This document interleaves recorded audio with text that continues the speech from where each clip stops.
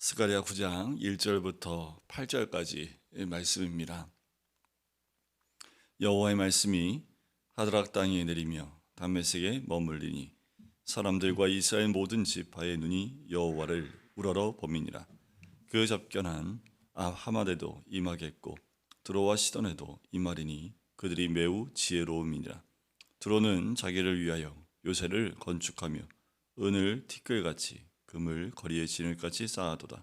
주께서 그를 정복하시며 그의 권세를 바다에 쳐넣으시리니 그가 불에 삼켜질지라.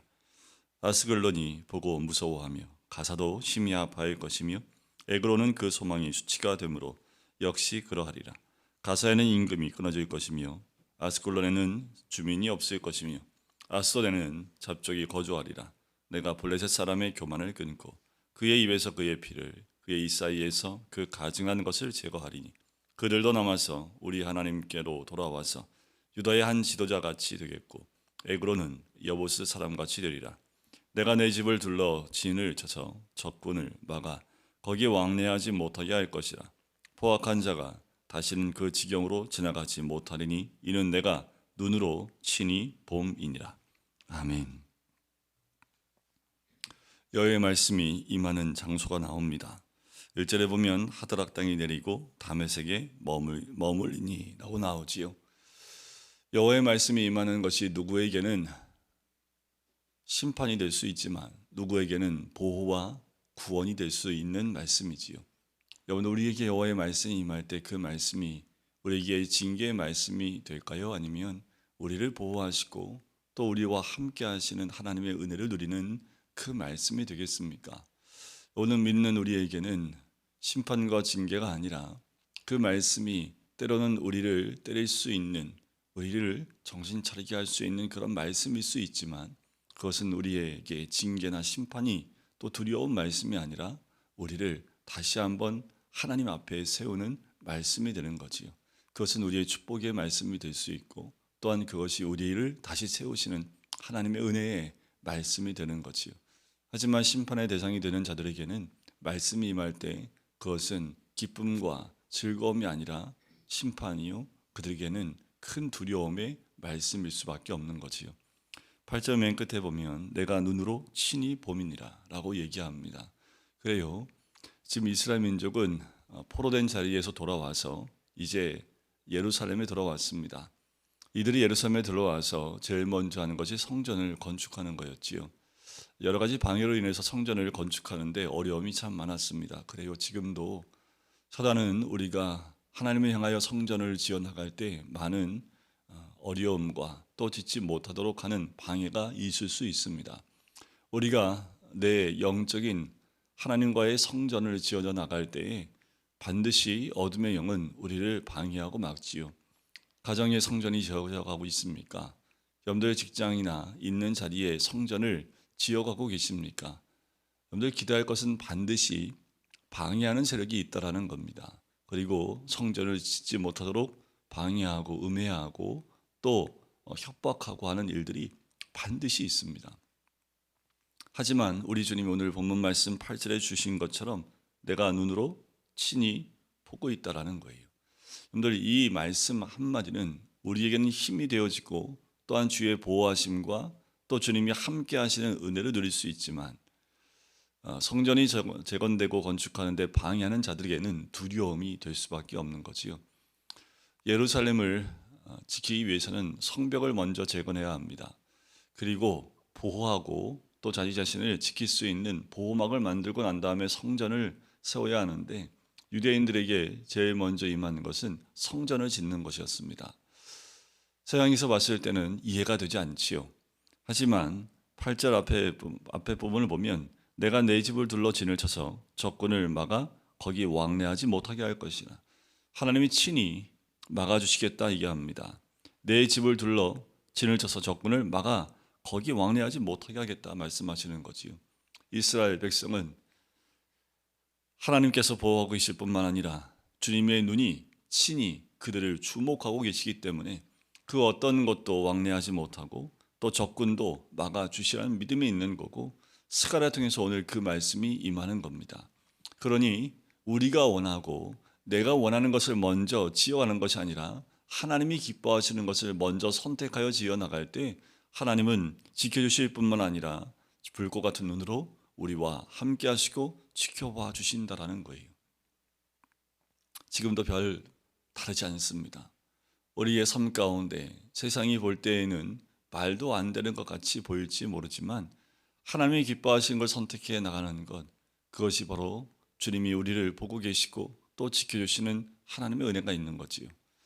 이스라엘 백성이 징계를 받지요. 왜요? 하나님을 온전히 섬기지 못했던 그들의 조상 때문에 70년 동안 포로로 잡혀가는 일들을 이스라엘 백성이 경험하게 됩니다.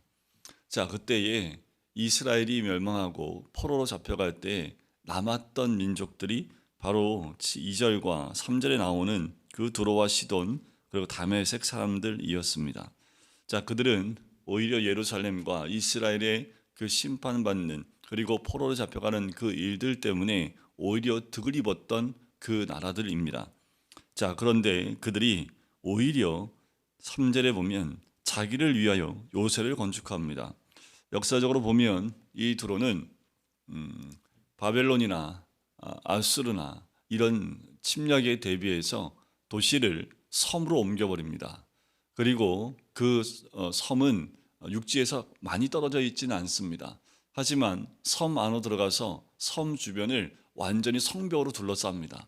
그래서 어떠한 공격에도 방어할 수 있는 완벽한 요새를 만들어 놓지요. 자기를 위해서 그것을 만들고요.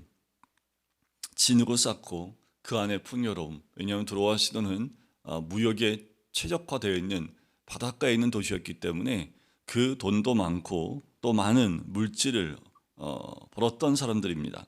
그것을 가지고 은같이 금을 거리에 진흙같이 쌓았습니다. 하지만 4절에 보면 주께서 그를 정복하시고 그의 권세를 바다에 쳐넣으시리니 그가 불에 삼키실지라. 알렉산더에 의해서 이 두로는 멸망하게 됩니다. 그리고 요새와 같은 그 도시가 완전히 회파되어지게 되고 불로 다 회파되게 되는 것을 역사적으로 볼 수 있습니다. 그것을 옆에서 지켜봤던 블레셋은 두려워 떨 수밖에 없는 거죠. 천혜의 요새와 같은 그 두로가 시돈이 그 전쟁에서 패하고 패망하는 모습을 보고 두려워할 수밖에 없는 겁니다. 그 블레셋은 어떻게 하나님 심판하시냐면 왜 심판하시냐면 6절 끝에 보면 블레셋 사람의 교만을 끊고라는 거예요. 그래요. 하나님 알지 못하는 자들은 끝없이 자기를 높이고 자기를 위해서 무엇인가 쌓고 자기의 보호를 자기를 보기 위해서 그렇게 많은 것으로 요구하지만 결국 하나님을 떠난 이방 하나님을 믿지 아니하는 사람들에게는 하나님의 심판이 임할 수밖에 없음을 보게 됩니다. 왜요? 자기를 위해서 또 교만함이 그들 가운데 있기 때문에 그렇습니다. 그래요. 그래서 8절에 내 집을 하나님께서 진을 치셔서 적군을 막아주시겠다라고 말씀을 하는 거예요. 더 나아가서 이 이스라엘 백성에는 포로에서 돌아왔지만 왕이 없지요.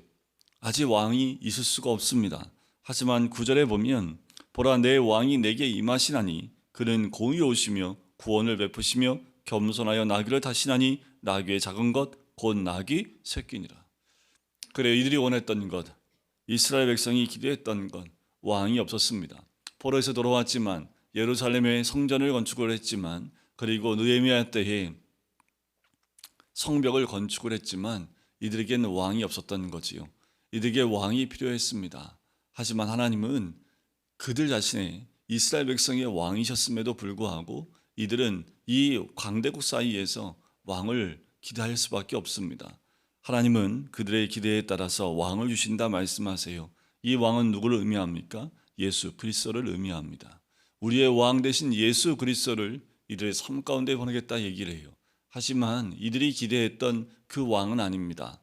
전쟁에 능한 왕이요. 그리고 어떠한 것에서도 이스라엘 민족을 보호할 만한 그 힘있고 강대한 왕, 그 왕을 그들은 생각했을지 모르지만 스가랴를 통해 주신 왕의 모습은 나귀를 타고 입성하고 있는 예수 그리스도의 모습을 이미 예언하고 있는 거지요. 이들이 기대했던 왕이 아닙니다.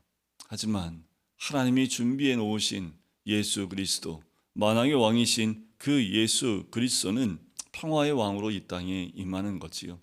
이스라엘 한 나라를 위해서만 임하는 것이 아니라 하나님 나라 백성을 위해서 이 땅에 오시고 구원을 위해서 평화를 위해서 이 땅에 오신 왕임을 나귀를 타고 그 나귀의 작은 것 나귀 새끼를 타고 들어오시는 왕의 모습으로 표현을 하고 있는 거지요. 여러분들 오늘도 주님은 내 눈으로 친히 봄이니라 말씀하시고 우리를 보고 계신다 말씀을 합니다. 여러분들 주님이 우리를 보고 계실 때 세상 그 어떤 것으로도 보호할 수 없는 그 보호와 또한 보호하심과 그리고 지켜주심의 은혜가 있는 줄 믿습니다. 누구에게는 그 하나님의 지켜보심이 두려움과 떨림이 될지 모르지만 우리에게는 믿음의 고백이 되어지고 감사의 고백이 되어지는 모습들이지요. 만왕의 왕이신 주님만이 우리의 참 구주가 되시고 또 우리를 구원하실 또 왕으로서 우리 가운데 오실 줄 믿습니다. 세상 가운데 힘 있는 왕보다 더 중요한 것은 우리를 구원하실 이 땅에 구주로 오실 예수 그리스도를 만나고 그분과 함께하는 것보다 더 큰 은혜가 없지요.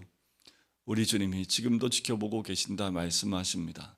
하나님은 주의 백성들을 지금 눈동자처럼 친히 보고 계시고 보호하시는 하나님인 줄 믿습니다.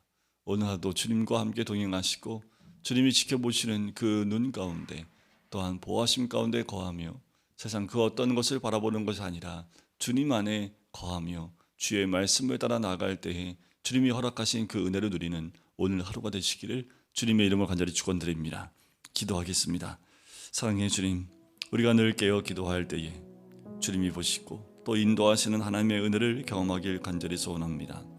하나님 믿지 아니하고 또 하나님을 거부하고 있는 그 사람들에게는 주님의 지켜보심이 오히려 그들에게는 두려움과 걱정과 근심이 될지 모르지만 우리 하나님 우리를 친히 보고 계심은 우리를 보호하시고 또한 도우시며 우리를 지켜주시는 하나님의 은혜인 줄 믿습니다. 하나님, 우리가 늘 주님 안에 거하며 교만하지 아니하고 나를 위하는 것이 아니라 주를 위한 삶으로 나갈 수 있는 우리 한 사람 한 사람 될 수 있도록 축복하여 주시옵소서. 감사드리며 예수 그리스도의 이름으로 기도드립니다. 아멘.